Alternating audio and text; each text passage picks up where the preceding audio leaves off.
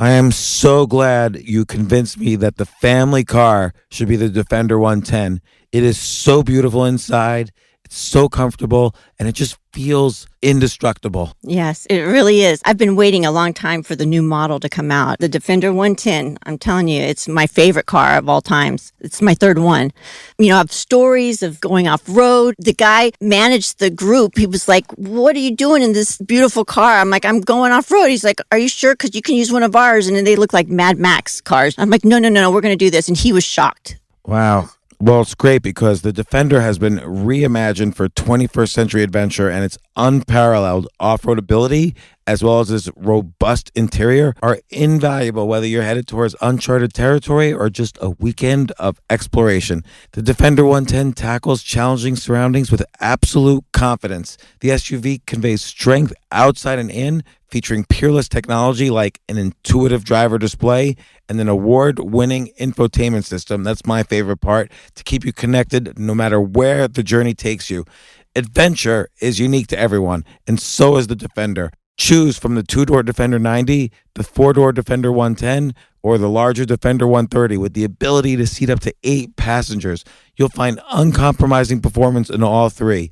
So pack up and go even further with the Defender 110. Learn more at LandRoverUSA.com/Defender.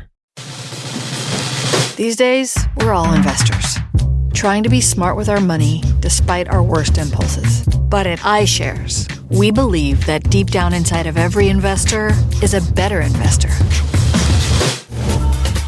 One that's just waiting to be let out. Explore iShares ETFs and insights and let your best investor out. Visit iShares.com for more information.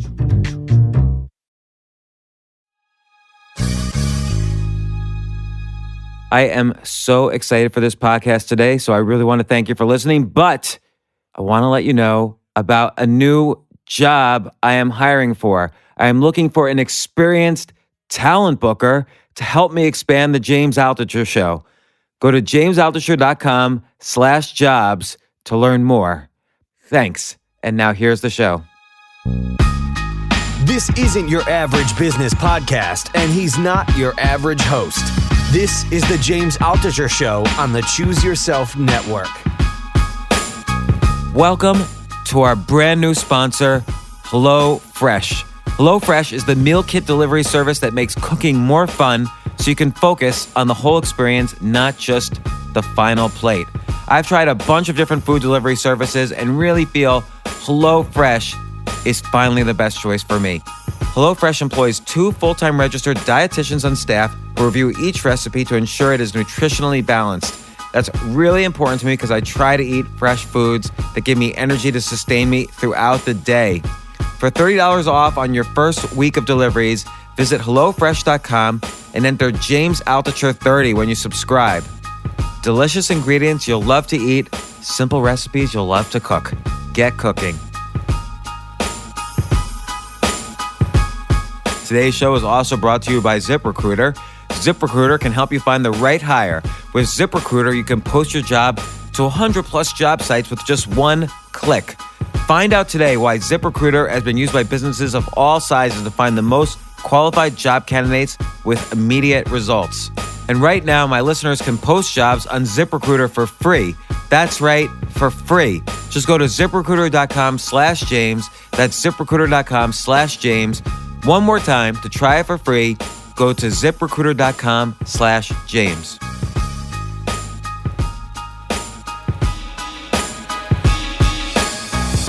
Today on the James Altucher Show. You have a phrase that you use in a couple different places, discipline equals freedom. I really like that a lot, and I think it could be applied to many areas of life. And a lot of this is related to the concept of being proactive, to kind of deal with situations before they happen. You know, I don't want to go completely in depth on the military history at this point, but I might a little bit. So the Germans kind of created this idea of decentralized command. They created it after the Battle of Jena, where they got beat by Napoleon, and they just couldn't maneuver their troops fast enough because the senior leadership would try and control each individual move. And on a battlefield, you can't control these individual moves. They happen so rapidly that your leaders that are in the field need to say, oh, we're getting flanked. We need to move over here. We're going to make it happen. So that's where they came up with this idea of totally decentralized command and this idea of commander's intent. And what the U.S. military did, because the U.S. military is a big bureaucratic machine, is make briefings for our operations that would be 100 or 150 PowerPoint slides deep of telling, okay, this is what's going to happen here. Here's our contingency if this happened. Here's our contingency if this happens. These massive plans. And at the end of this whole big briefings, we'd have a little line that said commander's intent. You know, my commander's intent, my end state that I'm going for is this. And this one critic of the way we planned said that the commander's intent shouldn't be one line on the end of a 50-page briefing. It should replace the whole briefing. You should just stand-up comedy. Can you imagine you going out on the stage and like being like really like hardcore and then getting laughs out of that? Cracking jokes? Yeah. I've done that. Well, you know, I can make people laugh. I mean, there's funny things when a big mutant creature like myself says certain things, they sound funny. So, yeah. So I'm here with Jocko Willink. Jocko, welcome. You've been, first off, I'm going to hold up your books here because we're on Facebook Live at the moment too. Extreme Ownership, How U.S. Navy SEALs Lead and Win.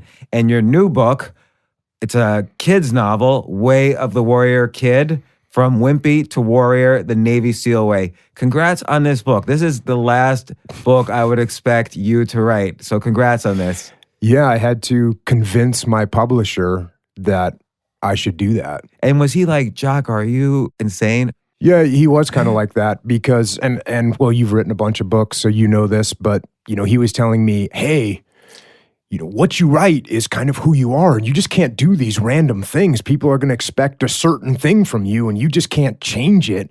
And they want to put you in a bucket. Right, right. And I hate that, but go ahead. So how did you convince him? Well, that book did really well. Extreme Ownership did really well. And Number one New York Times bestseller. Yep. And then my podcast is doing really well. And my publisher actually called me and said, hey, Jocko, your podcast is another book. You can put that thing in a book form. It's awesome. He loves the podcast. And I was kind of already going down that road. And I was actually going to self-publish it because I just wanted to get it out quick. And I just wanted to get, you know, people were asking me the same questions a bunch. I just wanted to get that information out there. And he says, no, let us publish it. We can do a really good job. And I said, well, publish that. Because I literally had already given him the kid's book. Not completed, but I gave him, hey, this is the next thing I'm going to do. And so I said, okay, I'll do the podcast book with you. First, we do the kid's book. And he said, well, let's do it. All right. That's a good way to do it. You're a negotiator. Yeah. So Jack, I just want to give a little bio and you could add to it. You were in the Navy SEALs for, I'm guessing, about 14, 15 years? 20 years. Yep.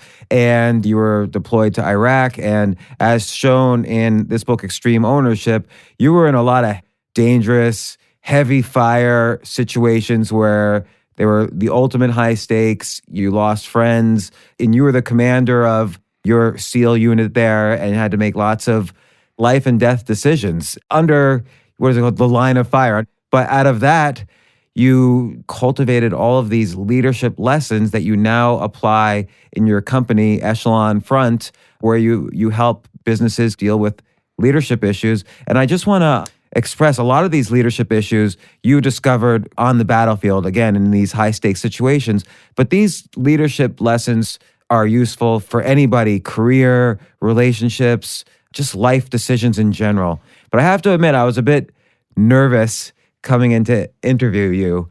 Like, you see this cover on the Way of the Warrior Kid? So I'm 49, and this is me right now. Like, I can't do a pull-up, you know, and I never been in the battlefield, obviously, or I would look completely different.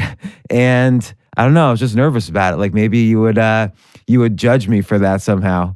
I've been under adversity, incredible adversity, right, but not with anybody shooting a gun at me. Yeah, well, I think that, you know, that kid in that book the character's name is Mark, and I think that's representative of most kids. Most kids, being a kid's not easy. You're transforming and becoming a human being where, at some point you have everyone taking care of you and protecting you, and then all of a sudden you're out in the world. And so everybody goes through that hard time where pull-ups is one example, but what could, this kid not do? This kid couldn't win the spelling bee and was ashamed of it. And that the kid in the book doesn't know his times tables. And that's taken directly from one of my kids, that she didn't know her times tables and she was so frustrated about not knowing her times tables. And I don't know if depressed is a strong word, but all of a sudden she thought she was stupid. And I said to her, well, have you studied? What method are you using to study? And she says, she's in 4th grade or something. She says, no, what do you mean? And I said, well, you need to study to learn them. You just can't know them.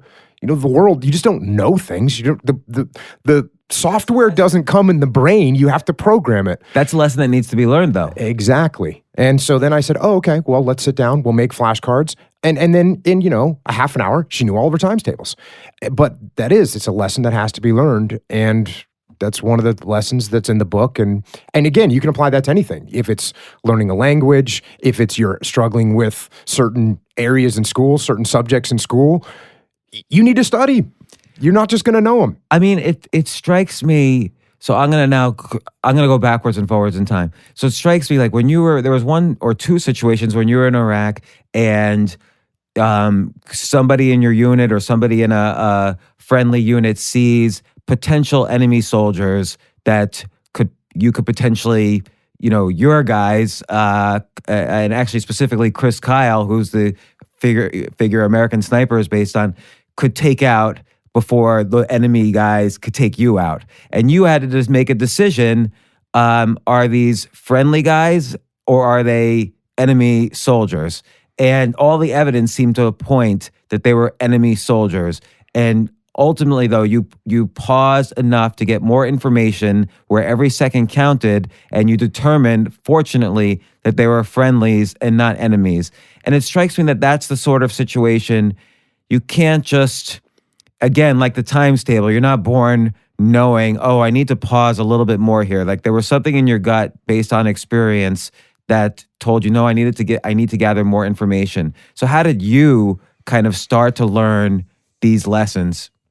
Well, and actually, just a little correction here. That particular chapter, the book Extreme Ownership, was written by myself and a guy named Leif Babin, who was a guy that worked for me in the Battle of Ramadi. He was one of the 2 SEAL platoon commanders that was part of Task Unit Bruiser. And so that was actually him in that particular situation. And that was representative of the decisions that my guys, all of them, were making all the time on the battlefield. And there's a bunch of little techniques that you have to get accustomed to make those decisions. And one thing I talk about all the time is having the ability to detach yourself from the situation and not get totally wrapped up in the emotion. I mean, in that particular situation, the Army guys were telling Leif, take the shot, kill these guys. These are bad guys. Take the shot. And Leif just had to step back and say, okay, let me think about this first before I tell Chris to take the shot. Because trust me, if Chris is taking the shot, someone's getting killed. I mean, he was a very effective sniper. And even Chris didn't feel comfortable with it. That's why Chris was asking the question. So the question started with Chris because Chris didn't need our authority to take the shot. None of our snipers, none of our machine gunners did. They knew what the intent of the operations were. So if they were asking a question, they had a concern. And so that gives us a concern right away. What do you think his concern was? Like, was it a gut thing or did he notice something unusual? He couldn't positively identify the target. And if we can't positively identify the target, then we're not going to take the shot, especially in a moment when there's friendly forces maneuvering around the battlefield. And again, if you remember the first chapter of the book, it's a situation that goes bad, and there's what we call a blue-on-blue, a fratricide, where one of my SEALs shot and killed a friendly Iraqi soldier, and the big firefight broke out, and it was a nightmare. And that happened within a couple weeks of being on deployment. So we had the worst, in my opinion, the worst thing that can happen in combat is friendly fire death, is fratricide, when you kill your brother. That's the worst thing that can happen. And so we'd had that lesson early in deployment. So everybody had that in the back of their mind. And so if they weren't 100% sure about a shot, they would try and figure out what get more clarity on the situation so that they could make a good decision. So that first chapter was very interesting because it sort of leads to the title of the book and kind of pervades the lessons from the rest of the book, but also pervades, I think, leadership lessons in every area of life. And so your book's called Extreme Ownership. And in that particular chapter, everybody, in the postmortem, people wanted to know essentially who's to blame. I'm just putting it like simply, who's to blame? And, a lot of people were saying they were to blame, let's say the person who fired the gun, or let's say the person who identified someone who could potentially be an enemy. But you stood up there as the commander and said, no, I'm to blame. Here are the things where I could have done it better. And so this idea of extreme ownership, both when you're managing down and managing up, becomes extremely important. I think this is important in the workplace. It's important in, if you're writing a book. It's important if you're any endeavor, right? Important in life. So maybe define it a little bit more, outside the battlefield. Yeah, it's what you said. It's a mindset where you're not going to blame anybody else. You're not going to blame anything else. You're going to take ownership when there's a problem, and you're going to get the problem solved. It's that simple. So many people in so many different situations, in business and in life, when something's not going their way, they say, oh, well, the market turned against me, so, that's not my fault. Or, my competitor did things I didn't expect them to do, so that's not my fault, and that's why we're losing money this quarter.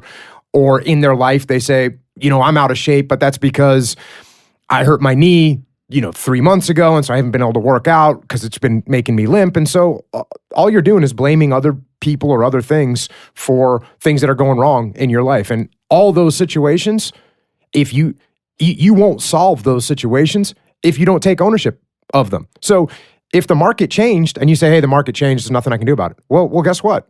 You're a business person. Yes, there are things you can do about it when the market changed. First of all, you can have contingency plans set up. Second of all, you can have multiple different streams of incomes and other possibilities of making things happen, or you can react quickly when the market turns. There's things that you can do proactively to overcome those setbacks. Same thing with an injury. Oh, my knee's hurt. Okay, so what can I do now? Nothing? Does that require couch sitting for the next 6 months? And eating Doritos? Negative, actually. It means you can work out with one leg. Maybe you can swim. Maybe you can do a bunch of pull-ups and work your upper body strength. But you can't just put the excuse on, I hurt my leg, therefore I'm going to turn into a couch potato. And so it happens in life and it happens in business. And with both those, like I said, if you don't take ownership of them, they're not going to change. The problems aren't going to solve themselves. So it seems like the idea of putting blame on something is a very evolutionary idea, in the sense that something stresses us out.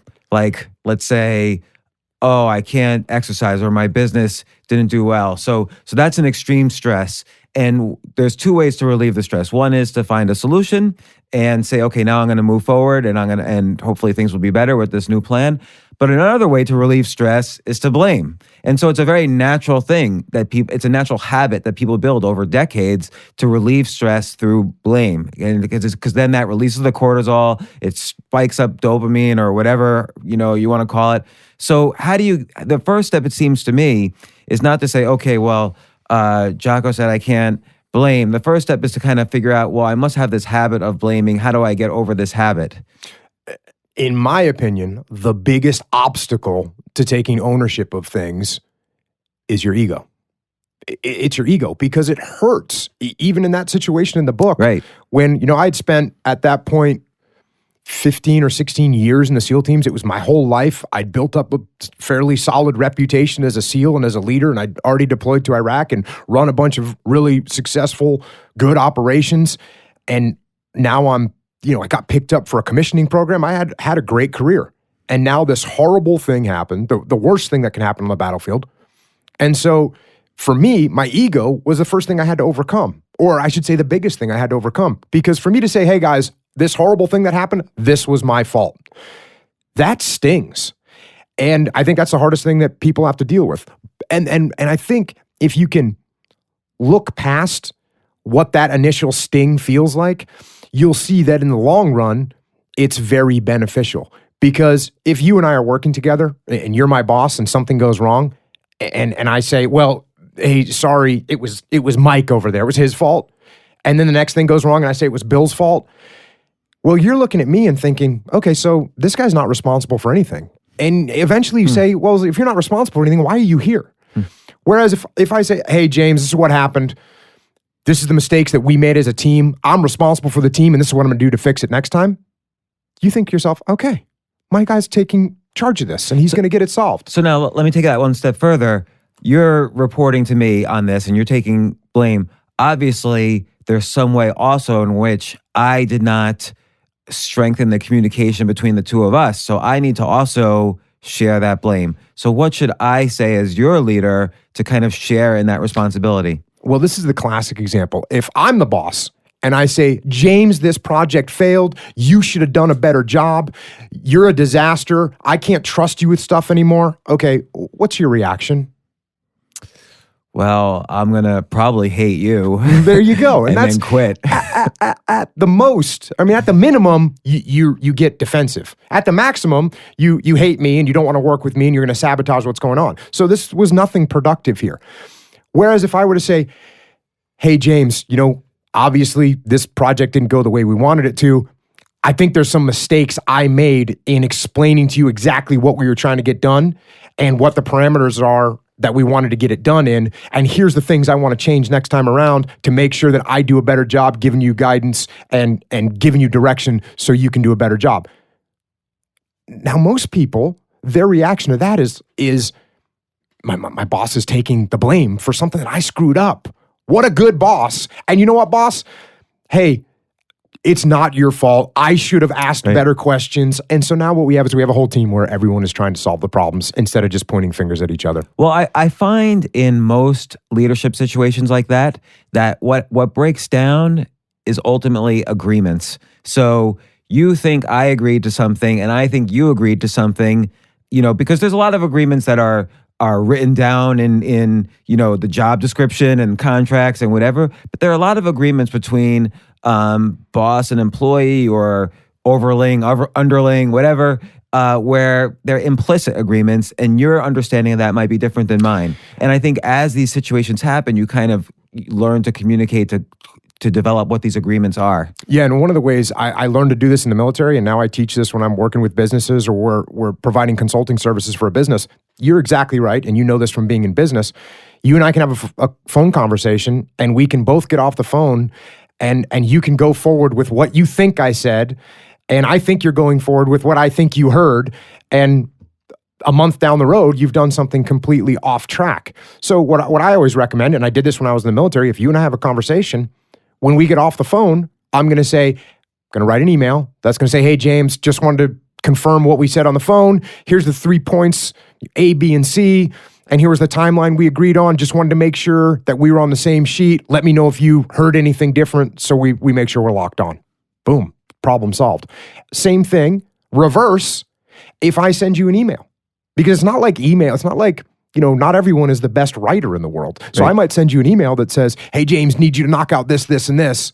And you get the email and you say, cool, got it. I'm going to go do it. Depending on the level of importance of the subject, it might be prudent for me to call you up and say, hey, James, that email I just sent you? I just want to talk through and make sure, we're on the same page, the details, and make sure you're heading in the right direction and make sure I gave you clear guidance because I know I'm not the best writer in the world. And you say, oh, okay, cool. This is what I heard. And now we talk through it. So writing, I think, enhances conversation and conversation enhances writing. And when you have critical decisions that are being passed or directives that are being given, it's best to do both. Yeah. And, I've run many different businesses and I'm a very non-confrontational person. So often what you're just suggesting is a way to anticipate later confrontation so you don't have to have it. And that's critical. Yeah, 100%. And most people don't like confrontation, right? Most people don't like confrontation. And I think that's true. I've never really, now that I think about it, I never really heard someone say, man, I love confrontation. I love firing the shit out of someone. There are people like that. I mean, there are people that they enjoy, these are the people that no matter what you say, they're going to say they're a contrarian, but Yeah. then they take that to the extreme and all of a sudden they're disagreeing with you, or they like to be combative. So there's people like that, but I think they are fairly few and far between. So a lot of people, when they don't like having that hard conversation, for instance, you're working for me and you're kind of doing some substandard performance. And I don't really feel comfortable. I mean, you and me, we're bros. So I don't want to go in there and say, hey, James, I know you've been working hard on this, but it's kind of taken a little bit off track of where we want to be. If you could tighten this up and move this over a little bit, we'd be rock solid. And you'd say, oh, okay, cool. Yeah, I didn't understand that, but thanks for clarifying. But I don't even want to have that hard conversation. So what happens? We go down another month. And now you're further off track. And now the conversation got harder because now I have to say, James, this is actually in the wrong direction. The work you've put into this hasn't been worth it. And so you need to make a pretty significant shift in what you're doing and throw away some of that stuff that you've worked hard on. So that's an even harder conversation. I don't want to have that one even more. So how do you get yourself I let going? it go. And then finally you end up in this point where I'm going into you, and the only conversation, I have to have a conversation because the boss is breathing down my back because we failed to do what we were supposed to do. And guess what our conversation is? James, I'm sorry, I got to let you go. And so I call it, it's like an escalation that you have to have with people. And all the conversations, if you have the hard conversations earlier, they're easier. They're less hostile. The further you go down the path without putting corrective measures on someone, the harder that conversation is going to be, with the final conversation being, hey, I'm sorry, I got to fire you. And by the way, when I have to fire you and I haven't given you any true guidance, I haven't given you any true leadership, I haven't given you clear expectations, I'm going to feel bad when I fire you because inside, I'm going to know that it's actually my fault as the leader. It's my fault. I didn't lead you correctly. You're a good guy. You're a smart guy. You want to do a good job, right? That's what most employees are like. So if you're not doing that, chances are, pretty good chance, it's my fault. That's obviously not saying in every single case, because there's people that can't perform the duties that are expected of them. And those people, they need to either find another job or move to another thing that they can handle. But to your point, the hard conversations are hard for everyone to have, not just you. And so how do you summon up the courage when you need to have those hard conversations? I mean, so one thing you could tell yourself is what you just said. The earlier I do this, the easier it is. But still, it's like we're bros. Like it's still hard. Yeah, it is hard, and it is a lot easier the earlier you do it. And here's what I used to do. So when I got to a point, I went through the escalation, because the first thing I'd say to you is, hey, James, can you explain to me why you're doing this over here? And how you're going about this? And then that's just a question. I'm just asking you for information. And then I'll have an opportunity to guide you a little bit. Could you say, well, I think that this is the good course to go because of this. And I say, oh yeah, you might not have thought about that. And so maybe make an adjustment. And you go, oh yeah, okay, I didn't know that. Cool. That's that's a relatively easy conversation to have. So the why question. Right. But what I used to do when I had to have those harder conversations is I made sure that I wrote out the issues. And I printed 2 copies, one for me and one for you. And then when you came into my office to talk to me, it's sitting on my desk, but in front of you. You had your copy. There's no way I could back out of it now. And that was a corrective measure of my own. From the first time a guy came into my office and I cowered, I was overcome with cowardice and couldn't have the harder conversation. So I said to myself, okay, how do I overcome that? Oh, I got an idea. When he comes in, it's going to be there, and he's going to take that with him. So even if I don't get it out of my mouth, he's got to read it. But once it's there, it's in front of him, you go through the points, they're going to get what you're saying. And again, I would do that further down the escalation of corrective measures. That's not, the first time you come to my office, I'm not putting a piece of paper in front of you that delineates every mistake you've made in the last 6 months. I'm not going to do that. That's going to come when we're starting to get to a more significant problem, and I need to get you back on track, and I want you to be back on track. So a lot of this, and you discuss this later in the book, but a lot of this is related to the concept of being proactive, to kind of deal with situations before they happen. It reminds me of a story in the hedge fund business. So this guy gets hired by a hedge fund, and on day one, he makes a trade that loses an enormous amount of money. So he goes to his boss, the manager of the hedge fund, and he says, I can't believe I did this. I'm sorry. can we make back the money quickly so the client doesn't get upset about it? And the boss says, no, we're going to call the client right now and tell them what happened. And so they call the client and we said, we just lost, I don't know, $10 million for you. Here's what happened. Here's what we're going to do to kind of, make sure it doesn't happen again. The client actually invested more money immediately. So kind of this idea of being proactive as opposed to waiting for the shit to hit the fan is really important in life, whether you're at war or running a business or whatever. Yeah, and we actually call that aggressive. That's the default mode is going to be aggressive. Now, when a lot of people hear me say you've got to be aggressive, they're thinking that I'm talking about attacking people with a battle axe.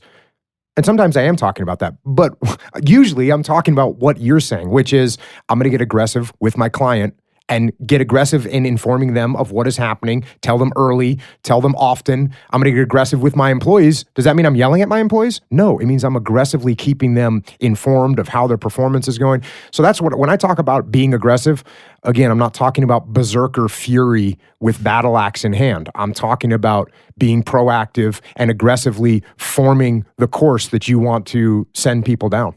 So let's reel it back a little bit. Like, why did you join? You joined the SEALs, I guess, right? And you were 18 years old, so it must have been like 1989. Like, why did you join in the first place? Ever since I was a little kid, I wanted to be some kind of commando.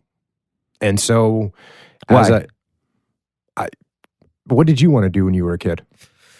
I think I wanted to be a writer and interview people. Well, there you go. I had that feeling when I was a kid, but I didn't want to be a writer or interview people. I wanted to go into combat. And so that's what I did.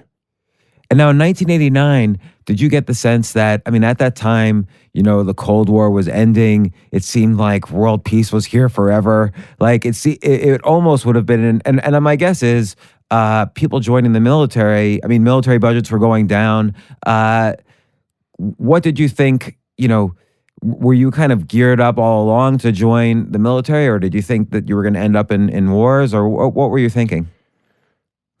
My geopolitical sense of the world at age 18 was pretty minimalistic. And what I thought was, if you're in the SEAL teams, you're going to go fight wars. There's wars going on somewhere. There's a war in Nicaragua. There's a war in South Africa or in Africa. There's wars all over the world. And I'm sure, in my mind, again, this is what I was thinking, in my mind, well, I'm going to be in the SEAL teams. I'm going to go fight all those wars. So let's do this. And when I got to the SEAL teams in the 90s, in 1991, when I got to SEAL Team 1, there was no war going on. And we call it the dry years because all we did was train a bunch and train some more, and that's what we did. So you were training, basically for 10 years before 9/11. I was in the SEAL teams for 13 years before I shot my weapon at the enemy. And was there ever a point where you figured, okay, I've been here 5 years, 6 years, now's the time to do something else? No, because it was awesome. Even without a war going on, hanging out with these guys that are in the SEAL teams, and even though you're not in combat, you're shooting machine guns, blowing things up, jumping out of airplanes, running on the beach. You show up to work in the morning. We would show up to work. We would train some martial arts for a while, and then we'd have a little meeting, and then we'd go work out for 2 hours, and then I was like 35 years old and making good, you make good money in the military, in the SEAL teams, you make good money. And I wasn't even wearing a shirt at work. It was just awesome. So no, it was a dream. It was a dream. And you're working with the best guys in the world. And you have, even though the mission, we were waiting for the big mish. So when I got to the SEAL team, because I thought I was going to go to Vietnam, like I thought I was going to go fight basically the Vietnam War even though it was 1991. But once I realized, that there's no war going on, what are we going to do now? Well, then what we're going to do is we're going to get ready for this big mission, whatever it is. What's a big hostage rescue? There's going to be some missile site that needs to get taken out. And so we just trained really, really hard for that all the time. And it was fun training. and that's what we did. You have a phrase in that you use in a couple different places, which is in both books, The Way of the Warrior Kid and Extreme Ownership. Discipline equals freedom. And I really like that a lot, and I think it could be applied to many areas of life. And part of that involves, discipline, in my view, involves having some sort of decision-making process, basically eliminating the complexity of the decisions you make. Okay, this is my discipline, so this is the decision I make in this situation. And so because I've made my decision-making easier, I now have more freedom and more time to do the things I love to do.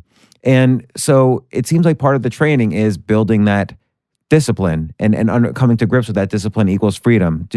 Am I kind of saying it correctly, or? You are, and you just pointed out the fact that discipline equals freedom. It applies to everything, and even as far as being an artist goes. And one of my favorite examples to bring up is Jimmy Page from Led Zeppelin. Are you a Led Zeppelin fan? Yeah, of course. So Jimmy Page, he was one of the most sought after studio musicians in England.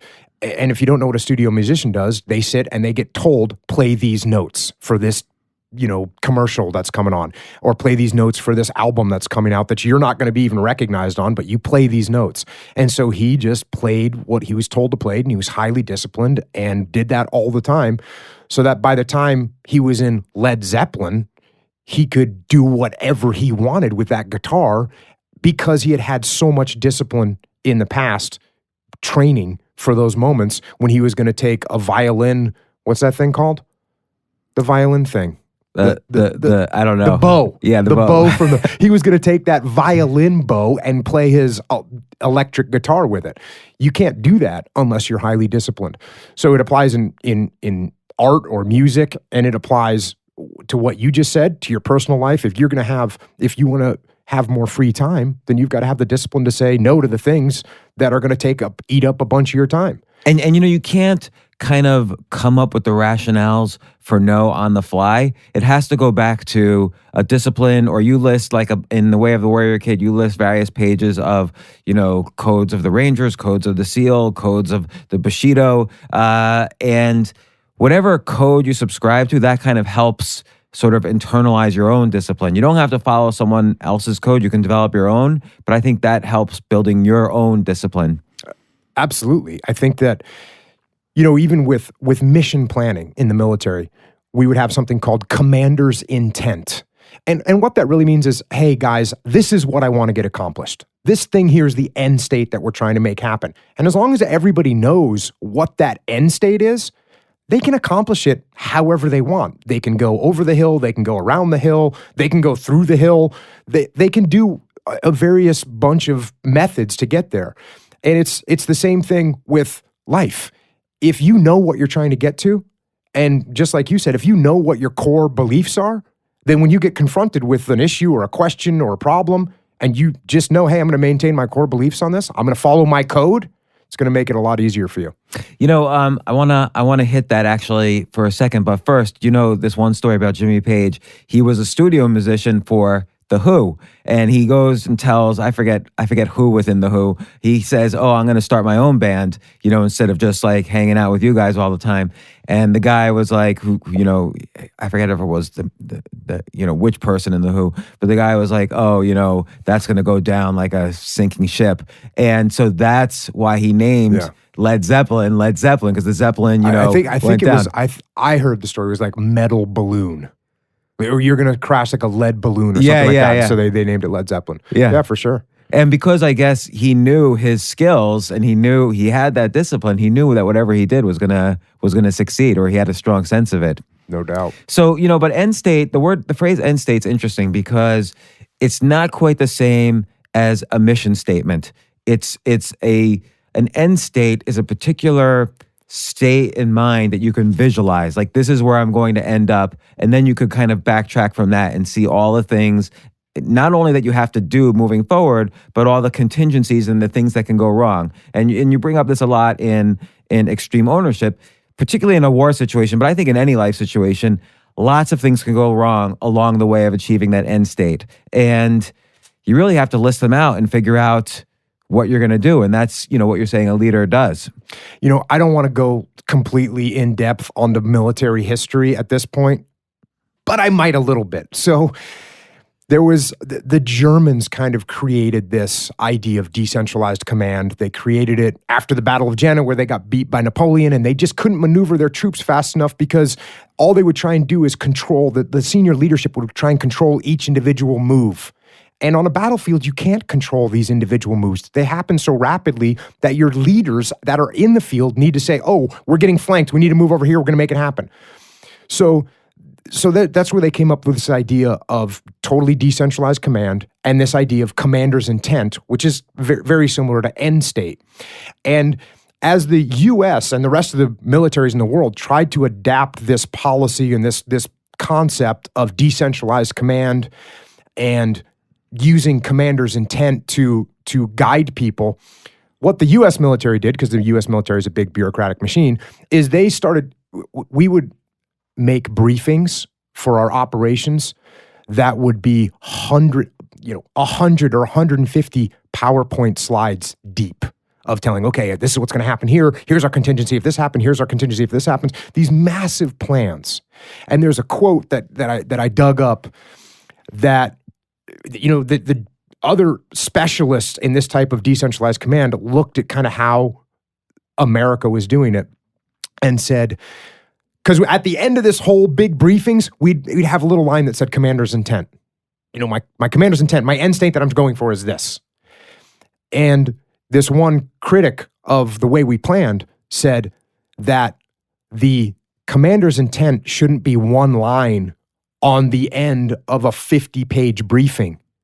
It should replace the whole briefing, which is pretty cool. But I will push back at you for a second, which is that when you're in the chapter on managing upwards, on leading upwards, you kind of do have to put in as much information as possible so that the leaders have faith and don't try to micromanage you, when you're at the finish line already. 100%. So how do you reconcile the decentralized command where you're kind of giving a lot of trust to the people below you, but also making sure the people above you are fully informed and then they're not going to kind of ask the wrong questions at the last minute?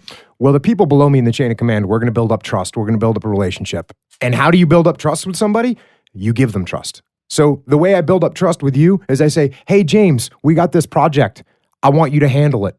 Let me know how you want to do it. And that you're seeing that I trust you. And now you're putting trust in me. So now my guidance means more. So that's an effective way to build trust. I like though the phrase, let me know how you want to do it. Because that means they now have to communicate back to you. They can't just say, you got it, sir. Yep. And then they go off and they come back with something you didn't expect. Right. I'm going to keep some control. It's going to be a nice indirect control, but I'm going to keep some control. So that way, when you come back to me an hour later and say, hey, here's our overall concept of operations, I say, oh yeah, that's pretty good. Hey, make this one adjustment over there. Or make this little adjustment here. And now you say, oh, okay, got it. But it still feels like your plan. I shouldn't say it feels like your plan. It is your plan. You came up with it. Same thing with people say, how do you get someone to take ownership? The way you get them to take ownership is by giving them ownership. You let them own it. And then they take ownership. Because if I say, hey, James, you're going to do this mission here. Here's how I want you to move into the target. Here's how I want you to go through the target. These are the people I want you to take with you. These are the standards I want you to follow. When you go out and execute that, that's my plan, right? But so like in chapter 1 again of Extreme Ownership, you said it's my fault. If you have decentralized command and they're off doing their things, even if it's their plan and let's say they mess up, where's the line where it's not your fault anymore? Well, when you're in charge of something, the line where it's not your fault anymore is when things go great. Then it's their fault. Hey, that was a great operation. You guys did a great job. And when things go wrong, it's going to be your fault. Your other question about micromanagement. And I get asked this all the time. My boss is micromanaging me. How should I overcome it? And I got micromanaged through... The great thing about being in the military is you work for all different kind of bosses. And people get the illusion that just because someone is in the military and they're in a leadership position, they're a great leader. It's complete false. You get the same kind of great leaders in the military and you get idiots in the military. You have both. And you have extreme micromanagers and you have guys that are completely laissez-faire with letting you do what you want. So, and a point that I always make is that my relationship with all those different bosses was always the same. I had the same relationship with an egomaniac psychopath as I did with a tactical genius. My relationship with them was the same, and that was that they trusted me, they were going to give me what I need, and they were going to let me do what I want. And what if they didn't trust you? What if the egomaniac psychopath was like, no, Jocko, you're going to go in that building and shoot every man, woman, and child, whether they're friendly or not?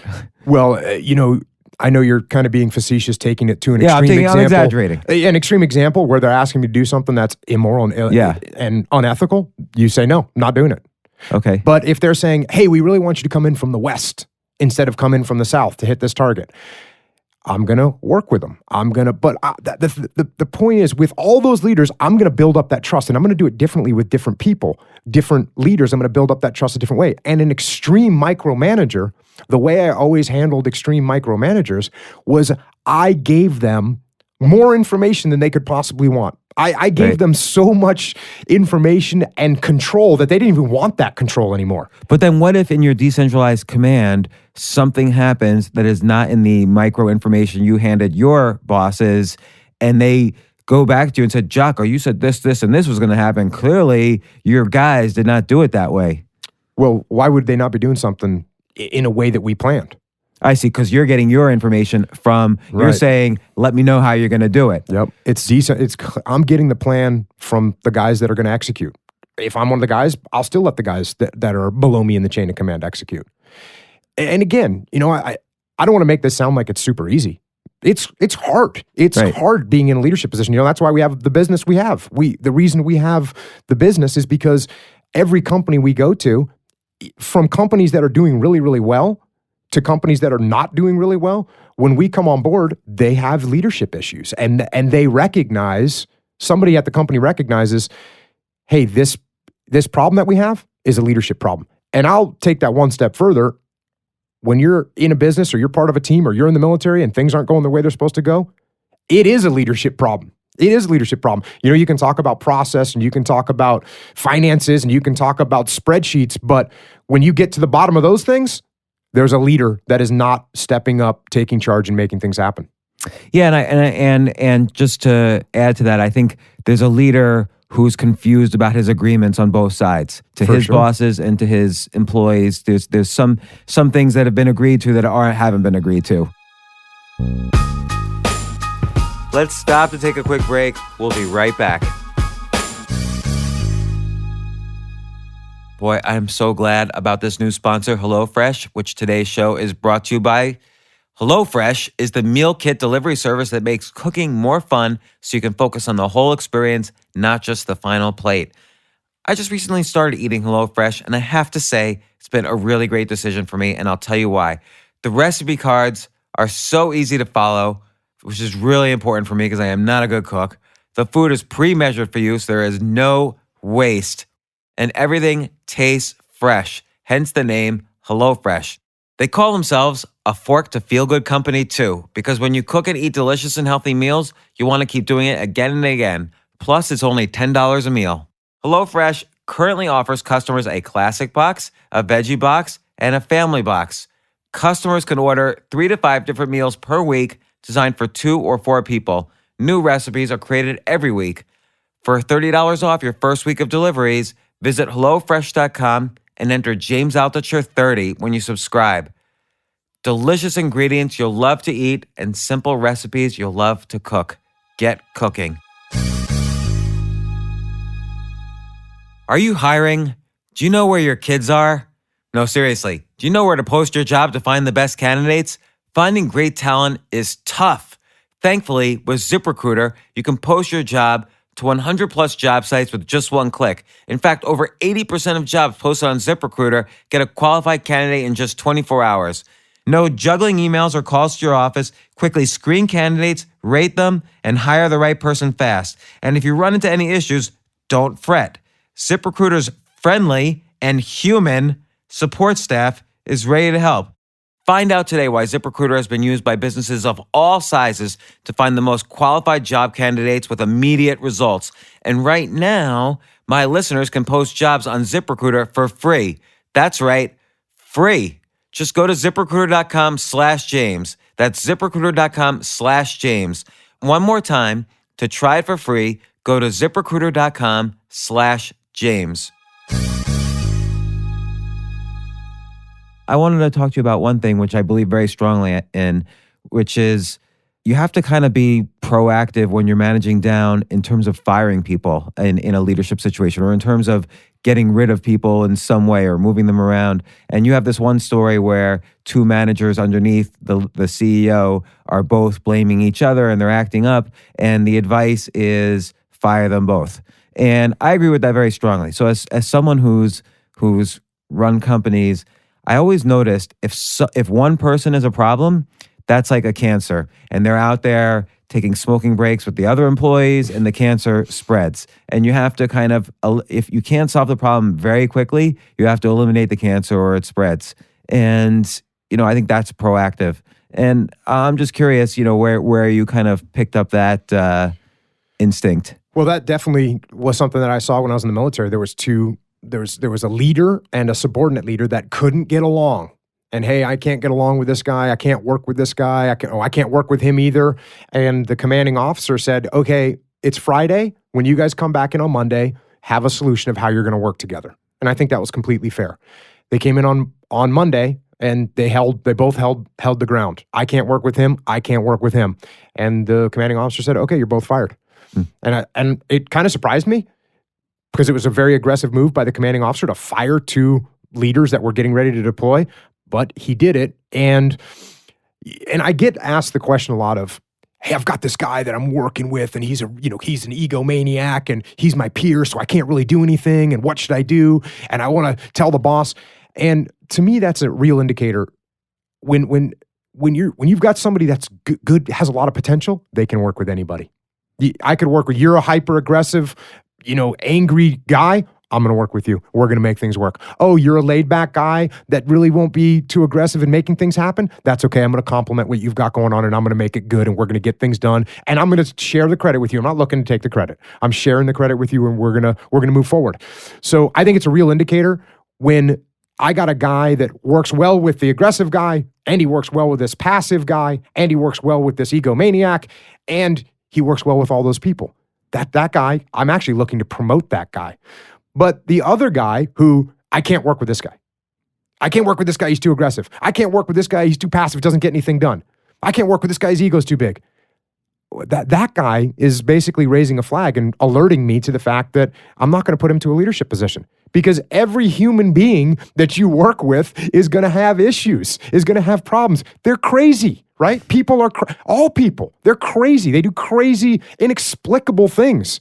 And you look at them and you say, I can't believe this person's doing that. But what are you going to do? You're going to work through it. You're going to find a way to get the best out of everyone that you have on your team. So, a lot of people write to me and say, oh, I'm feeling stuck. I'm behind the cubicle. I've been working here for 30 years. I don't like my boss. I don't like my job. I wish I could do things, what I want to do in life, but I have, mortgage and this and that.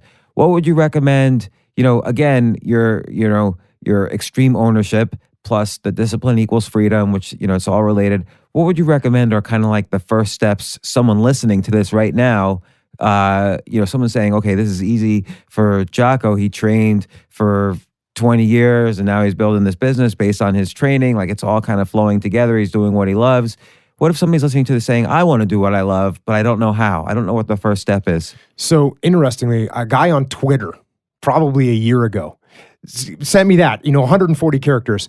I hate my job, want to do something else, stuck. What should I do? He sent me something like that.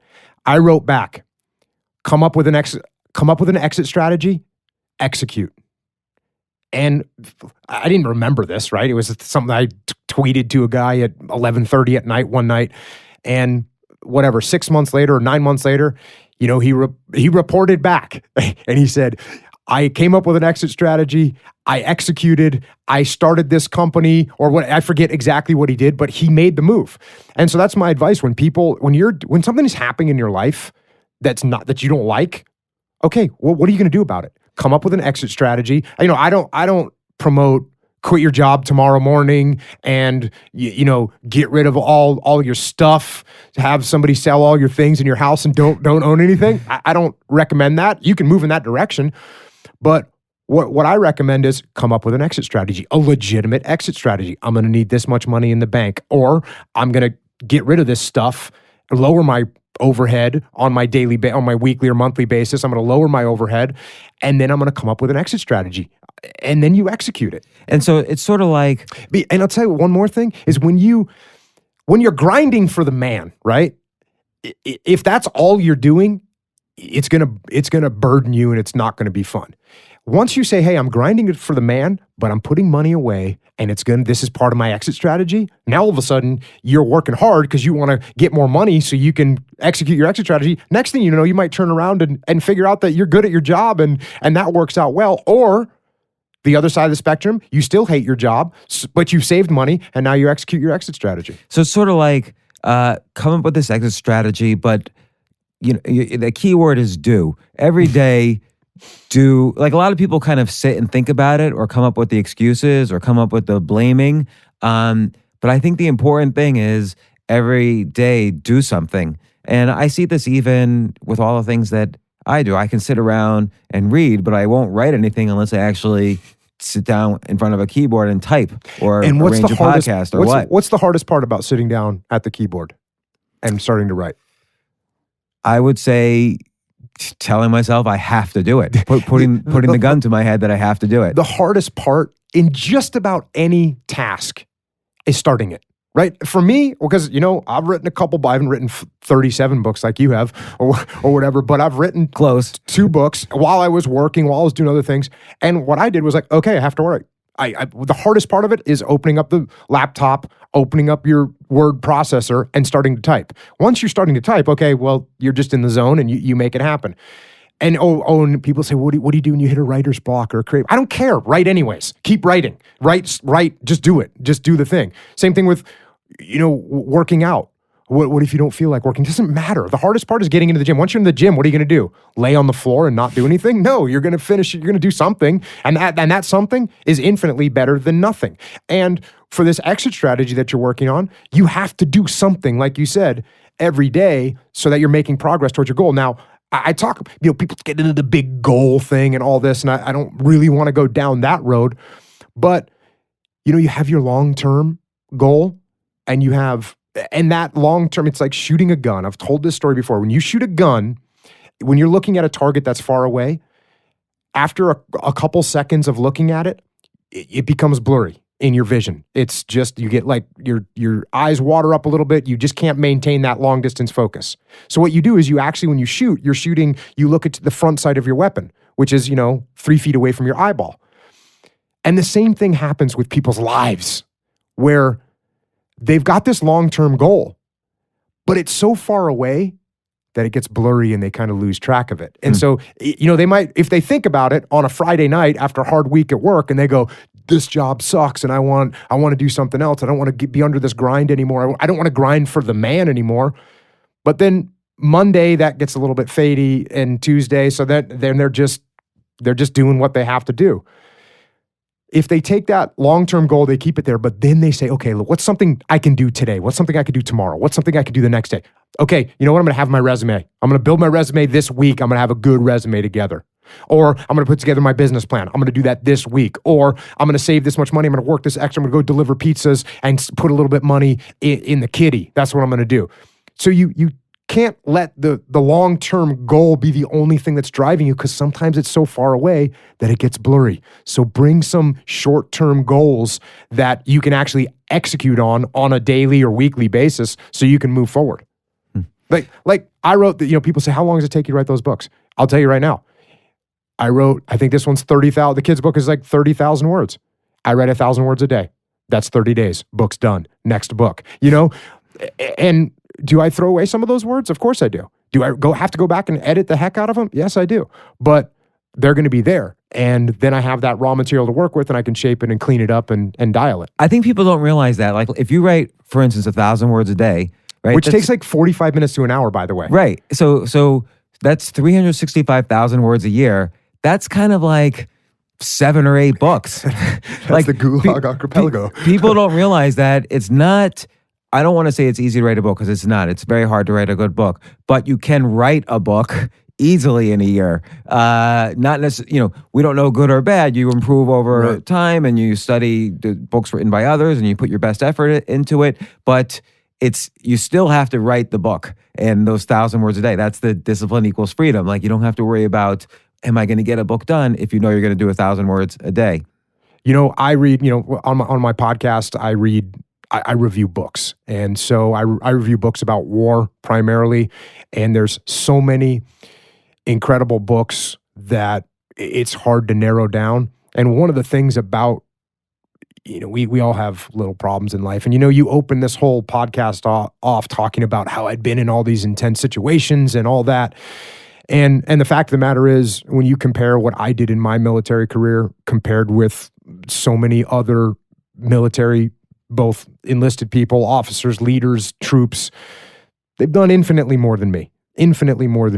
And I had I did what I could in my career, but there's, you look at the Battle of Guadalcanal or, the battles in World War I, and the things that those guys suffered through and went through is just, it's incredible. And I had a gentleman on my podcast who was, a pilot in Vietnam. He was shot down 2 times. The second time that he was shot down, he was captured, and he ended up in the Hanoi Hilton, which was the Hanoi Hilton because it was actually nice.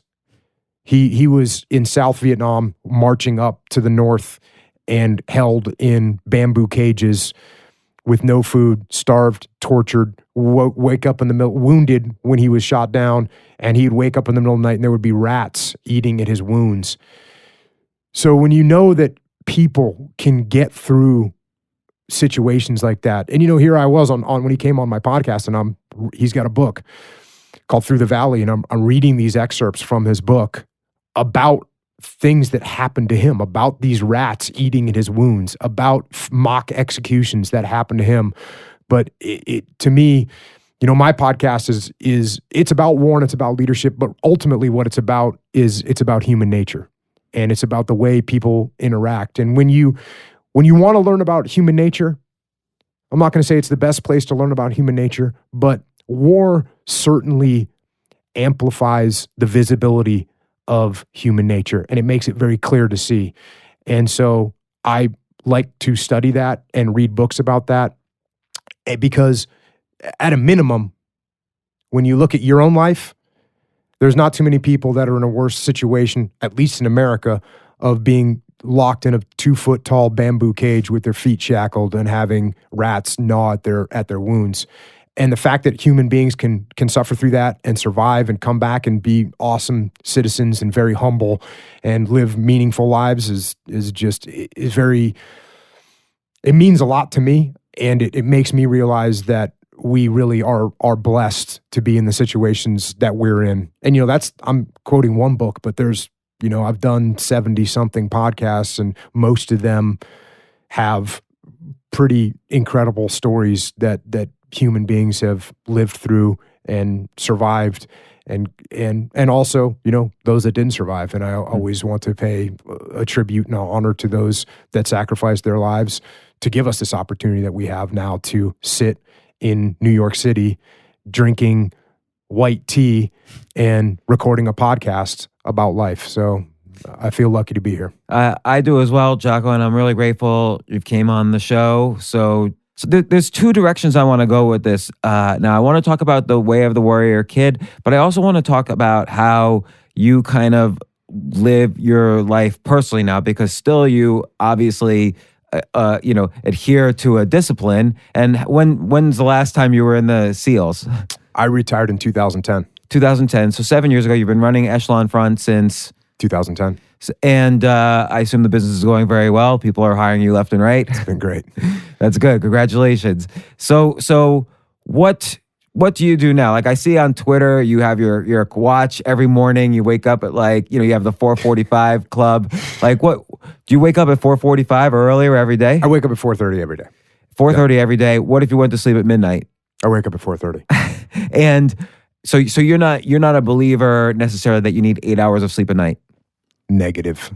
And so But the thing is, and people send me these studies and stuff. I'm genetically, I don't need a lot of sleep. And I've heard that's possible. I heard that some people genetically So I don't have 4 children. My oldest daughter, she's like me. In fact, my oldest daughter, I'd go to bed at 11 o'clock at night and she would be up studying, and I'd wake up at 4:30 and she'd be up studying. And so she doesn't need a lot of sleep. My second daughter, she sleeps incredible amounts to feel rested. So she'll sleep 9-10 hours, like no factor. So there's a genetic component to this. So I don't want to, make people think that, hey, Jocko sleeps 5 hours a night, I'm going to sleep 5 hours a night, because it's probably not healthy. Some people can do it and some people can't. But I think why people have kind of latched onto that a little bit is because intrinsically they know that they don't need to get up at 4:30 in the morning, but they don't need to sleep in until 10. They don't need to sleep in until 8. They can get up and get a lot more stuff done. A lot of laying in bed is some laziness. So, I mean, let's face it. When you're in bed in the morning and the alarm clock goes off, it doesn't always jar me, but a lot of times you don't feel like getting up. So what are you going to do? Go back to bed. Snuggle in with your little pillow. No, not going to do that. so I'm wondering, so I'm someone who feels like I need 8 hours of sleep or more. How can I, get a little better? I'd like to sleep 7 hours a night or 6 hours a night and feel fully rested. I do think, depending on what your lifestyle's like, when people I don't really drink. I don't, I don't go out and go to parties or anything. I think it's definitely lifestyle. The healthier you are, the less sleep you need. I think the better you eat and the cleaner you eat, the less sleep you need. But bro, I'm not trying to say you should sleep 5 hours a night. You might need 8 hours, and that's cool. I have nothing against you. What I have an issue with, and what I think people personally have an issue with, is they know that they could get more done. They know that the only reason they slept in was because they didn't want to get up. I do feel like genes also, even if something's genetics, you still can work within genetics too. There's a spectrum. Like if your genes say you need 8 hours of sleep, there's still things you could do. Like for instance, clean eating that might boost you a half hour in the right direction or an hour. And so I'm just trying to figure out for myself how I can, because you're right, I can get an hour more worth of writing done if I get up an hour more reading done. Yeah. And I don't know, but when I sleep 8 hours, I actually feel groggy. And when I sleep 5 hours, 5.5 hours, 6 hours, I feel really good. 5.5 hours is solid. 5 hours, I start feeling it a little bit. Less than 5, I'll feel it. And then you don't drink coffee, right? No. So, but you do, I was reading you do, and it's funny you do this because I just bought some off of Onnit Alpha Brain. Mm-hmm. You know those? Does that? Yeah. So I just bought them about a week ago, and I've been taking them, but I don't know if it works or not. Do you feel that it works? I don't know if it's placebo. I take them. I take them when I'm going to do something that's going to require some sort of mental acuity. And again, I'm like you. Can I confirm it? No, I haven't done a double-blind placebo test myself, but maybe there's some placebo effect that makes me like it. So yeah, I don't drink coffee. I drink tea. I drink white tea, and so I can feel. And I don't drink it all the time. So when I drink tea, I can feel the caffeine. I can feel it. It's not. It's very impactful to me when I drink caffeine. So you kind of tactically use it. If you're gonna hang out for the day with your kids, you might not have caffeine, or maybe you do, but I don't know. No, I'm not going to. But then if you're gonna go out and do a bunch of talks or meetings, you might kickstart the day with some caffeine. Right. So again, under the guise of discipline equals freedom, what's part of your current daily discipline? I wake up early and I work out every day. That's the main thing. There's no big, eureka moment. Talk to anybody that does anything, and I've seen you say it. Wake up early and do some physical activity. It's good for your brain. It's good for your body. Again, no eureka moment there. I get up every morning early and I work out.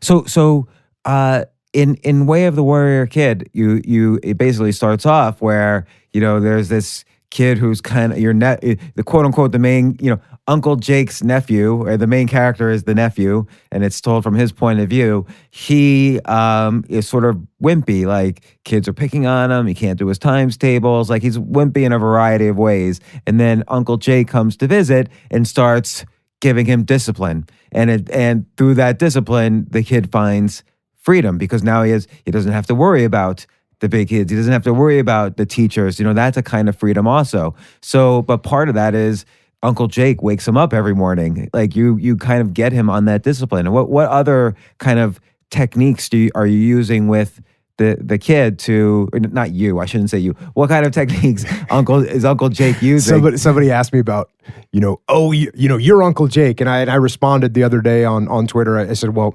actually Uncle Jake is like an extremely flawless version of everything I could hope to be, right? That's Uncle Jake.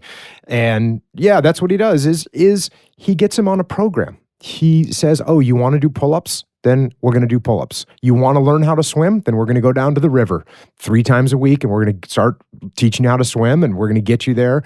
You want to learn your times tables? Okay, we're going to make flashcards. We're going to review them every day. We're going to put you on a stopwatch so you can get done, so you get really super confident. Anything you put a timer on makes everyone freak out. We used to do that a lot of shooting drills when I was in the SEAL teams. Everyone's shooting really solid with your pistol or with your rifle, and you're hitting your target every time, and then all of a sudden they break out the little timer that times you, and now you're competing with everyone, and all of a sudden people start throwing shots all over the place. So you put the kid on the timer on the flashcards, and then the last one is the kid's getting picked on, and so his uncle takes him and teaches him, takes him to a jiu-jitsu school where he starts learning grappling and jiu-jitsu. How long before? Let's say someone. I'm just curious about this. This is even almost unrelated to the podcast, but like, let's say someone goes to a jiu-jitsu class and somebody else is because he or she is dealing with someone picking on them, or they want to feel a little bit more confident in self-defense. How long in the jiu-jitsu class do they learn enough kind of skills or techniques or training before they can feel confident handling themselves with someone else? It happens very rapidly. And again, there's so many different variables here, but a normal person, let's say a 23-year-old male, if he learns jiu-jitsu for 6 months, he's going to handle himself in 95% of street fights or altercations. One of the best things that he's going to get out of it is he's going to become more aware of what's happening, and he's going to realize that there's a 5% of the people out there that, even though he knows a bunch, is going to destroy him in a street fight. You get somebody that wrestled at Iowa and a little jiu-jitsu for 6 months, that person's going to pick you up and slam you on your head and, possibly give you brain damage. So you get that. But, I own a jiu-jitsu, a mixed martial arts school in San Diego, and we have had all kinds of kids come through there, and a lot of them that start training is because they're getting picked on. And, there's several cases, one I'm thinking of off the top of my head where the dad came in and said, hey, my he's getting picked on, and will this help him? And I said, yes, it will. And 6 months later, one of the kids, it wasn't the kid himself that was getting picked on. It was another kid that was being picked on by one of these bullies. And this kid stepped in and handled it and choked the kid. Mm. And, then called the teacher and said, hey, and all the other kids said, yeah, this bully was picking on us again. And little Jimmy over here somehow made him go to sleep.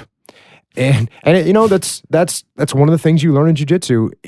You learn how to do that, but you also learn the power of it. You learn when you need to stop and how you can really hurt somebody with jiu-jitsu. So you need to be very careful with it.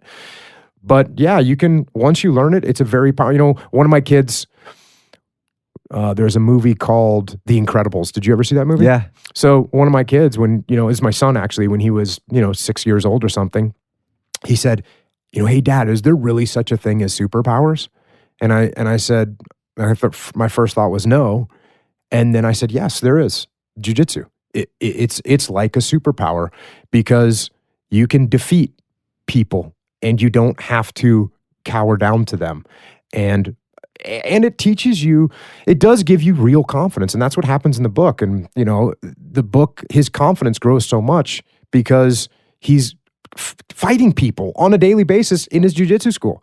And that gives you confidence that you can handle yourself. And once you build up that confidence, the percentage of times that you actually have to utilize these skills goes down dramatically because, and I think that's one of the things going beyond that age.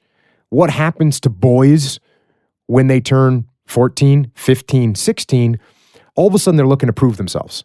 All of a sudden, for me, when I was that age, it was, how can I prove that I'm tough? And I think that happens to, how can I prove that I'm a tough guy? Oh, I can get in a fight. Oh, I can, and that's what happens.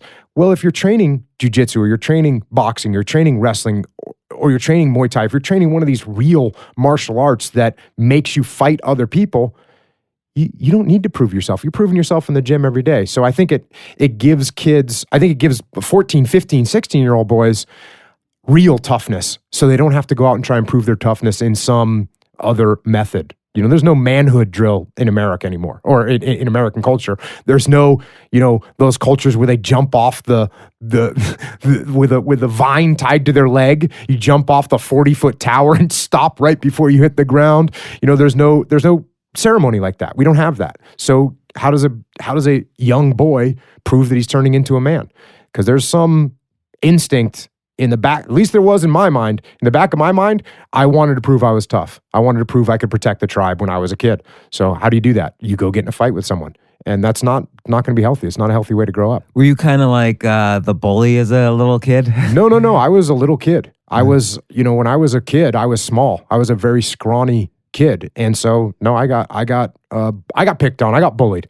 It wasn't some extreme example that scarred me mentally or anything, but who didn't? When you're a freshman in high school, you're going to get slammed into the lockers. People are going to knock the books out of your hands. They're going to, what's that? Pull your pants down while you're standing in the lunch line. That's the kind of bullying that I'm talking about. I'm not trying to make this big thing like I was being, aggressively bullied, but I was a 13-year-old boy in America. And when you're a 13-year-old boy in America, or in any culture that I've seen, you're going to get picked on. And so what are you going to do about it? Well, run. I ran. Yeah, you can run. And there's sometimes when you can't run though. And for me, I didn't want to run. I wanted to stand up for myself. And unfortunately, I didn't really know what I was doing. So I had to bear it. I had to live through it. And then what happens then?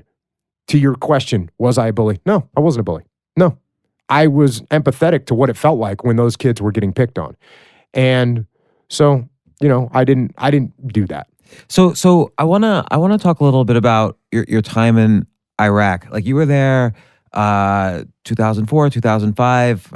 I'm pretty sure I'm getting the years right. And here we are 2017, and I'm sure you've been asked this. We're kind of still there. We're kind of still in all these places. These are longer conflicts now than Vietnam was. Where did leadership break down in our attempts to help, what we thought was an evil situation? And the flip side of that is, when is something evil enough that America has to decide, okay, we're going to go into this country, but not this country? Like, for instance, we didn't go into Rwanda when there was a genocide going on there, but we went into Iraq when there was evil, but where was the line? Like, why did we go there and not other places? Well, to break down those specific situations in Rwanda, I was actually sitting off the coast of Rwanda, ready and prepared to go in when 800,000 Tutsis were killed primarily with machetes in a 100-day period. And, it was an absolute nightmare of a situation. And I don't know how familiar you are with it, but one of the things that I found most disturbing about the genocide in Rwanda is that the Hutus and the Tutsis, there's no way to tell them apart, right? So They speak the same language. They are the same race of people. They were living on the same street. They were going to They the were same living schools. on the same street. They had the same religion, right? Which was Catholic.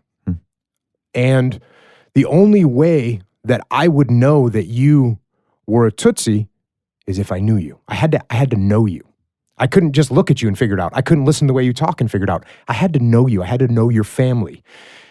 And so that, to me, this wasn't killing where, hey, I'm just killing this guy because he's a different color than me, or I'm not killing this guy because he speaks a different language than me. The only way for me to know that I should kill him is because I have to know him. I have to know him as a person.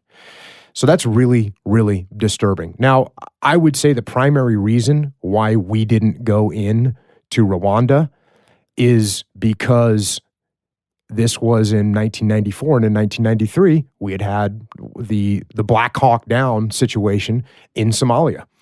And so we lost a lot of soldiers in that situation. It was an out of control situation. Things went really bad. And I think the overall stomach in America was, hey, we don't need to do that again. And so, hey, we're not going to go there.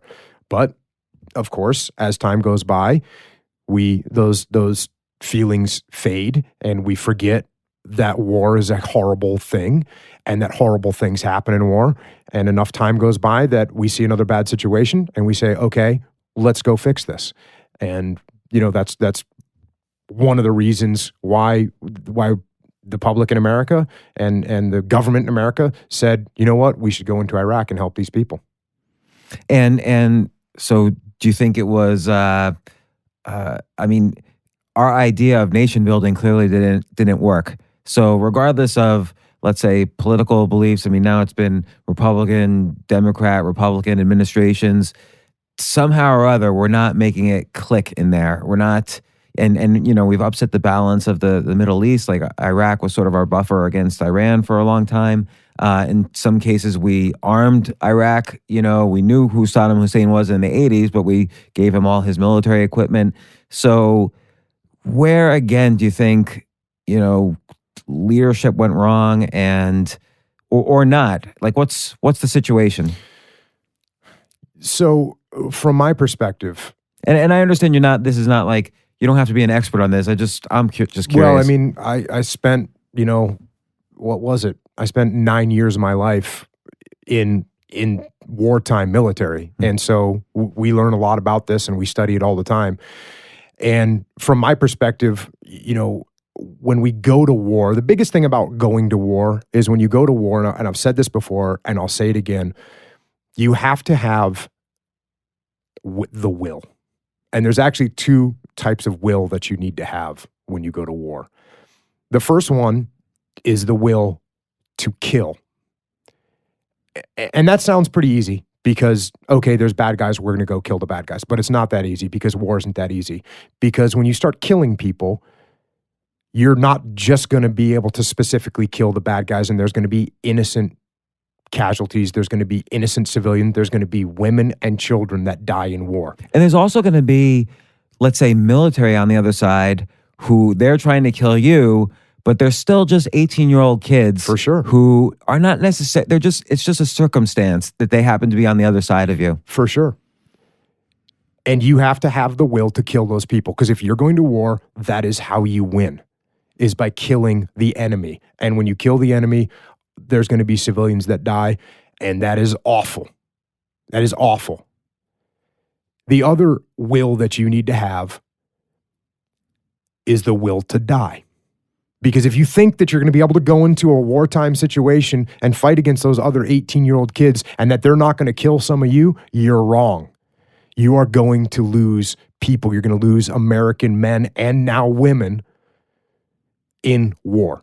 So if you don't have those two types of will, then you need to really question what you're going in to try and make happen. And you need to have a very clear picture of what it is that you're trying to make happen.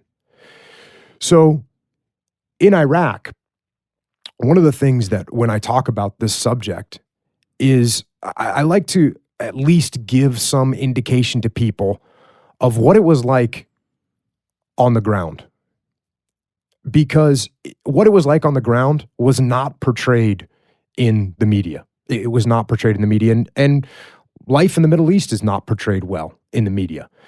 But when we were in Ramadi in 2006, it was a horrible war zone, and it was a horrible war zone. The area was pretty much controlled by insurgents.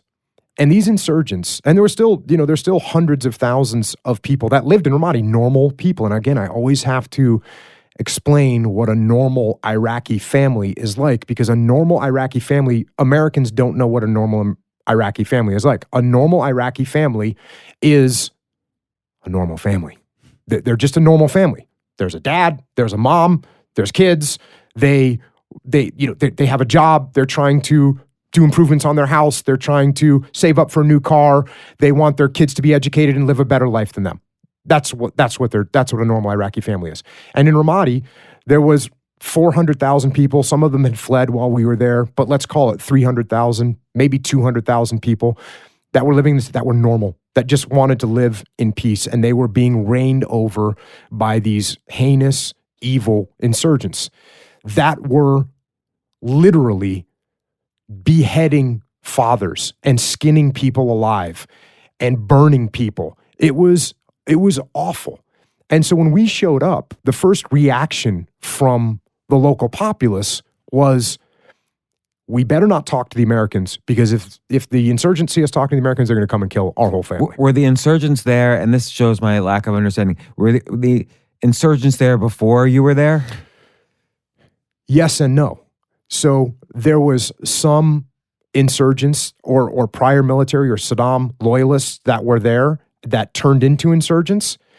There were some that came in, foreign fighters from other countries that were going to go get their jihad on. And a lot of the Iraqi insurgents were looking for power. They were looking for, Al-Qaeda's going to come in here and take over. Okay, well, we better get in good with them. So how do we do that? And so some of those guys would say, okay, well, we'll help you. We'll help you do what you're trying to do. We'll help you fight the coalition. As soon as the coalition took a strong stand in Ramadi and started to defeat the insurgents, the local populace said, okay, thank you. And they were great. And we worked with all kinds of locals. When we showed up there was, I think, 30 Iraqi police officers, of which we probably saw 3 of them because none of them would come into work. And a year later, there was about 2,400 Iraqi police that were now in charge of their city, and they were keeping it clean and keeping it free of violence. And the violence completely dropped off. And Ramadi was really like the poster child of counterinsurgency, because it completely turned around in about a year and a half period. And then it held with probably less crime than many American cities and less violence than many American cities for about 7 years, until the embers of the insurgents that were still glowing, little glowing embers, they started to grow once we pulled out. Once we pulled out, there was, a power vacuum. What do you think we could have done, because it's obvious we can't stay in there forever? Well, we don't need to stay somewhere forever, but I had a woman ask me that similar question the other day, and I said, if you were home and you had a fire in your kitchen, and then you took the fire extinguisher and you put the fire out, and then you looked at your watch and there was a movie that you were going to go see, would you leave and go to the movie with this still smoke in the kitchen? No, you wouldn't. You'd stay there. You'd make sure it was out. You'd replace whatever you needed to replace. You'd put out all the embers. You'd scrape them out. You'd make sure that the problem is gone before you walk away. It's if you had cancer. If you had cancer in your body and I did surgery on you and I said, okay, I got the cancer out. Are you going to come back and see me again and do the blood test to make sure that cancer is gone? Yes, you are. And if it's still in there, it's going to be smaller, but we're going to go and attack those little pieces that are still there. So that's what it is. We needed to stay, and you say we can't stay there forever. We've been in Germany. We're still in Germany. We're still right. We've been in Japan, for many years, and Korea. We're there and support in Korea. So we can stay there for a long time. And so where's the line when I mean, many countries in all these other continents have dictatorships or leaderships that are, what you could say is evil. They do things that wouldn't necessarily follow our ethical code. Where's the line where America has to say, okay, we're going to go in now and do something about it? I think we have to look at our own security and see how this country threatens our security, and you have to look at it from a humanitarian perspective as well. Is that because we have the resources and other countries don't? So that gives us a responsibility? Or I feel like we have the responsibility. I mean, when those people were getting killed in Rwanda, do we have some response? Is it okay for us as a nation just to look the other way when 800,000 people are butchered with machetes in 100 days? When we could have relatively easily put a stop to it. Now, it's hard to know that, right? But that's the kind of judgment that, our nation needs to make. And part of that judgment is 800,000, you tell me, are 800,000, civilian people in Rwanda, if we lose 10 Americans trying to fight them or trying to put it to a stop, if we lose 10 Americans, what's the number? I don't know. You tell me. What's your opinion? Is it one American? I mean, I'll tell you, one American is every American that gets lost in combat is a heartbreaking travesty. It's horrible. Yeah, and I mean, you've lost friends in Iraq and in the throughout your military career, and to answer your question, I guess I don't know. Like philosophically, it's easy for me to say there's no justification or there's this or that or here's where the line is. But then I think, well, what if my daughter, who's now 18, wanted to go into, Iraq and do things? I don't know how I would react. Like, I don't know if I would, obviously she's an adult. I can't stop her from doing anything, but I don't know if I would let her. Like, I'd be scared. What was she trying to go do? Let's say she wants to fight evil. Let's say she sees evil and she sees this is a way to help. And, let's say she says everything. She wants to, this is potentially dangerous for America. She wants to help and for various strategic reasons. She wants to help stop the evil that's happening to women over there in a worst case scenario. She wants to help people from stop being beheaded. She wants to do everything she can. But like you say, there's always the potential. She has to have the will to die to do that. And that would scare me. You only have I only have 2 kids. Yeah. I'd be scared. No doubt about it. And I think a lot of times people forget that because it's not their kids that are going to war. It's some other one. It's someone else's kid that is going to war. And so that's why leadership could potentially break down at the top level. If somebody, whether it's Congress or a president, and I'm not making any judgments against anybody because I don't really know the answers, but does there sometimes happen where it's a breakdown because people don't have skin in the game? I would say, could that happen? Yes, that could. But, there's advisors to the politicians that are military guys. And I'll tell you right now, a lot of times I think military guys get the reputation of being, hawkish and pro-war, when the fact of the matter is I can promise you there's no one that understands the loss of these kids better than people that have been in situations where they've lost their men, their friends, their brothers. And so they weigh that very, very heavily. Yeah, no, it's interesting because like guys like Colin Powell, for instance, he wavered, throughout his career between war situations and no, we can't go in there. So that's an example where, someone has taken both sides and tried to navigate these difficult decisions. So I respect that a lot, and I think it's just a very complicated issue.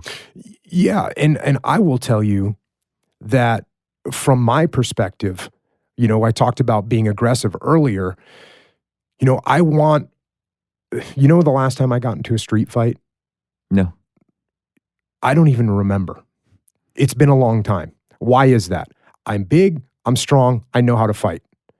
That means when people see me, potential, opponents, some drunk guy walking down the street. If you and I are walking down the street a block apart and there's a drunk bunch of idiots, they're not going to say anything to me. They're going to see you and they're going to go, "Hey, you know what? Let's talk some smack to this guy." Right. So I think as a nation, that's how I want to be perceived. I want to be perceived that we have strength, that if somebody causes problems with us, we will effectively smash them. And I believe that the more that we have that image, and it can't just be an image, the more that is the reality, the less we will have to use our military and our blood in other parts of the world. And I guess that goes along with your discipline equals freedom statement. So we obviously want freedom to never fight a war, but in order to do that, we kind of have to show other countries, and I'm echoing you, we kind of have to show the other countries that we have the discipline if we need it. Yes, we need to be willing. We need to show people that we have the will, that if they do things that are out of line, then we won't stand for it. And when people recognize that, when the rest of the world recognizes that, it'll make us a safer place and we'll have to use our military less, in my opinion. Again, who am I? I'm just some guy talking on your podcast, but that's my opinion. But you've been there, you've seen it, you've done it, you've seen the worst, lived through it. So I ask you because I value your opinion on this, and it's a question that I'm sure everybody thinks about, and everybody kind of throws out answers and solutions, and they argue about it in op-eds, and it's just all stupid. Most of the opinions out there, and on either side. Just to summarize, to make it clear, I'm not a guy that's sitting here saying let's go to war. I don't want to go to war anywhere. You know why? Because I know these guys that are going to war. They're my friends. And you know what? I've got one son. He's probably going to go in the military. That's going to be him. I don't want, like I said, people that have been in the military, they're the ones that are saying, hey, let's think twice about what we're doing. But again, I think in order to deter evil actors in the world, they need to understand that there's consequences that America will impose on them if they do things that are beyond what human beings should be doing to each other. So first off, I wanna again recommend Way of the Warrior Kid, which, by the way, this was a great book for me to read. So I'm 49 years old. I'm not a kid, but this is a great book because I think it really encapsulates a lot of the strategies you talk about in Extreme Ownership, which is also a great book to read. So I recommend both. Way of the Warrior Kid just came out. Extreme Ownership's been out for a while, but the lessons always apply. So Jocko Willink, thanks a lot. And again, Way of the Warrior Kid and Extreme Ownership, How U.S. Navy SEALs Lead and Win. I recommend them both. They both have been useful to me in ways I didn't expect. So I really appreciate you writing these books. So thanks a lot. Appreciate it. Thanks for having me on. For more from James, check out The James Altucher Show on the Choose Yourself Network at jamesaltucher.com and get yourself on the free Insiders list today. Listen, I know The James Altucher Show is a show that obviously all of my listeners listen to, but you should totally check out a few other podcasts. And the one I'm going to recommend the most right now is The Art of Charm with Jordan Harbinger. I've got Jordan on the phone with me right now. Jordan, tell my listeners what they should be paying attention to on your podcast. Sure. So recently, and we do have a lot of overlap, but it's cool that we are able to take these guests into different angles. I almost feel like someday we should co-host something together because then the guests will just be, they'll never know what's going on. It'll be really funny. Well, I use your podcast a lot to prepare for my guests because I don't want to ask the same questions you did. I feel like actually people need to listen to both podcasts to really get the full picture of some of these guests. That's true. I actually do the same thing. So that's funny that's funny that we both do that. I'm glad to hear that. It's a high praise. And recently we had General Stanley McChrystal, who is the theater commander in Afghanistan and the head of special forces over there as well in Iraq. And this was a really, really interesting episode for me because we talk about leadership from a special forces perspective, understanding flexibility, adaptability, unpredictability in decision making, and how a guy who gets up every morning with people's lives in his hands essentially has to make decisions. Because it's, you and I, when we get to eat lunch, we're like, who cares? I don't know. We'll do it this way. We don't put much thought into it. This is a guy who has to put a lot of thought into every little decision, other than, of course, his food choices, which he's famous for not eating very much. And you can imagine why a guy has to make those kind of choices. So he's super interesting. And we talk about the relationships in networking and things like that in our organization. So Stanley McChrystal was an interesting figure, especially being a controversial guy and being super open on our show. So I highly recommend that episode as well. That was a great episode. You've had Tony Hawk, Susan Cain, Larry King, and 540 other guests. But how did you get General McChrystal? General McChrystal, he was a member of some author group, and somebody who was on the show, she said, what can I do to help you? And normally people go, I don't know, let me know if you ever blah, blah, blah, and they never do it. I'm always like, sure, can you introduce me to somebody who'd be a good fit? And it was Nancy Duarte, actually, who said, yeah, I know General Stanley McChrystal. Do you think he would be a fit? And I actually took a call with him pretty much right then. He happened to be around and available and replied to emails. You can imagine he's a pretty organized guy. And we just ended up doing a show pretty quickly after that. So it was really, really easy. It was through relationships, which is how I end up getting most of the guests on AOC. What's a guest that's really blown you away that you want to talk about? I had this guy relatively unknown in our circles named Tom Wainwright, and he wrote a book called Narconomics.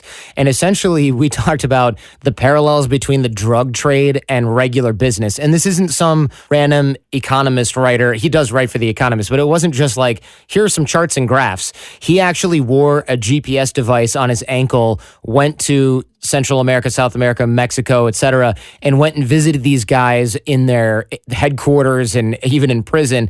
We talked about the economics and business principles applying to the drug trade and how they engage in corporate social responsibility, branding, PR campaigns, why drug cartels franchise, regulate labor, branch out online, and have all these kind of crazy parallels that you would just never think. Of course, their parallels, their idea of branding or PR is to maybe hang bodies from an expressway or to make it look like somebody else did that. So it can be a little macabre, but it's very interesting to look at some of these people who, if they were born into another set of circumstances, would actually be titans of industry. Well, they were titans of industry in a weird way. Yes, exactly. They'd be titans of industry that are being interviewed themselves and have their own respectable businesses rather than people that everyone's afraid of and end up in prison or dead. Tell us about Larry King. How did you get him, and why was he a great guest? Sure. I had Larry King on. How did I get Larry King? It's been a while. I got him through mutual friends. And it's funny because after that episode, he interviewed me as well, and we ended up becoming friends. And now it's kind of funny. I end up hanging out with him in LA, which is funny because can you imagine? I mean, he's 85 years old and I'm 36. It's got to be a funny sight. Next time I'm going to take a picture. I'll put it on the website and on Facebook. I'm kind of always in interview mode. You're really good at talking about yourself. I got to get better at that. Yeah, I had a lot of practice, and I think part of it was being interviewed by so many other podcasts that I got good at it because I wasn't any good at it before. I would fumble and fidget or go, well, I don't know, this and that. But after you get interviewed by all these other smaller shows and things like that, you just get so many reps in. I mean, the whole idea of these podcasts, I feel, is we basically call up people who are our heroes, and I'm always nervous before every guest. Yeah, I would say that's true for me for the most part as well. Sometimes I'm less nervous because it's an author and I read the book and I feel pretty well prepared for it. But yeah, sometimes you're just sitting there thinking, wow, I hope this goes well and that person likes me. And then you realize it's all ego and it doesn't really matter if they don't like you as long as the content's good for your audience, right? So Jordan Harbinger, the Art of Charm podcast, a must listen to. I highly recommend it. Subscribe to it on iTunes or Stitcher or wherever you download podcasts. He's got great guests. They complement very much the themes that we talk about in the James Altucher show. And go for it. Thanks a lot, Jordan. Thank you. AI might be the most important new computer technology ever.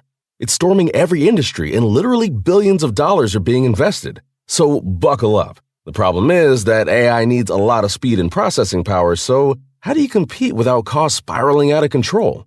It's time to upgrade to the next generation of the cloud, Oracle Cloud Infrastructure, or OCI. OCI is a single platform for your infrastructure, database, application development, and AI needs.